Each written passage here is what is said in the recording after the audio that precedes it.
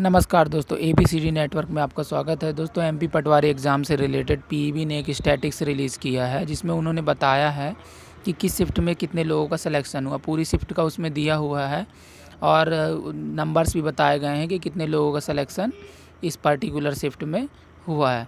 तो दोस्तों, इसमें हमारा एक एनालिसिस था, हमारा एक मतलब ये कहना था। देखिए दोस्तों, नॉर्मलाइजेशन में ये तो कहा गया था कि हर शिफ्ट से कुछ लोगों का सिलेक्शन हो जाए, इसलिए बनाया गया था।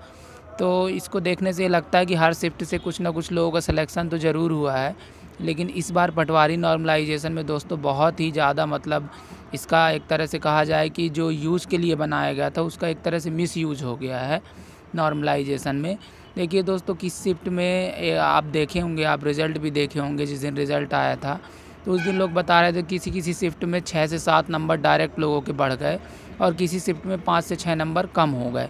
तो ये हमने नॉर्मलाइजेशन का जो वीडियो बनाया था उसमें हमने ये बताया भी था कि ऐसा हो सकता है, क्योंकि हमने जो पेपर देखा था उसको ऐसा लग रहा था उसको देख के। तो दोस्तों देखिए, ये नॉर्मलाइजेशन में क्या हुआ है कि आप देखिए, जिस शिफ्ट में 7 नंबर बढ़े हैं लोगों के, उस शिफ्ट में एक एवरेज लड़का भी सेलेक्ट हो गया है। मतलब मार्क्स के हिसाब से यदि आप देखें 75 वाला भी सेलेक्ट हो गया, और जिस शिफ्ट में घटे हैं उस शिफ्ट में 85 वाला भी सेलेक्ट नहीं हुआ जनरल कैटेगरी से। तो आप देखिए दोस्तों, 10 नंबर का फ़र्क आ रहा है बीच में, और एक का सिलेक्शन हो गया और एक का नहीं हुआ। तो ये सरासर मतलब इसमें नॉर्मलाइजेशन में ऐसा हुआ है कि पेपर टफ़ या इजी से कोई मतलब नहीं था इस बार के नॉर्मलाइजेशन में। ऐसा हमको देख के ये भी लगा कि जिस दिन का पेपर टफ़ था उस दिन के नंबर नहीं बढ़े, और जिस दिन का पेपर इजी था उस दिन नंबर बढ़ गए। पेपर इजी या टफ़ क्वेश्चन को देख के लगता है, लेकिन यहाँ दोस्तों देखिए हुआ क्या है कि स्टूडेंट के अकॉर्डिंग पेपर टफ़ या इजी बताया गया है। अब मान लीजिए किसी शिफ्ट में मान लीजिए जो इंटेलिजेंट स्टूडेंट नहीं है सारे उसमें डाल दिए गए, और किसी शिफ्ट में सारे इंटेलिजेंट डाल दिए गए, लेकिन इनको हर शिफ्ट में सेलेक्ट करना ही करना है। तो जो इंटेलिजेंट नहीं है उस शिफ्ट वाले भी सेलेक्ट होंगे, और जो इंटेलिजेंट हैं उस शिफ्ट वाले भी होंगे।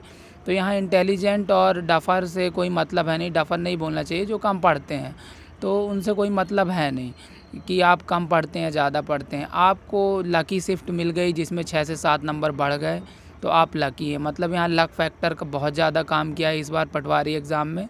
तो आप ये देखिए कि लकी लोग जो होंगे वो उस शिफ्ट में गए होंगे जिस शिफ्ट में 6 से 7 नंबर बढ़े हैं। तो दोस्तों, नॉर्मलाइजेशन का थोड़ा एक गलत यूज़ हो रहा है एक तरह से कहा जाए।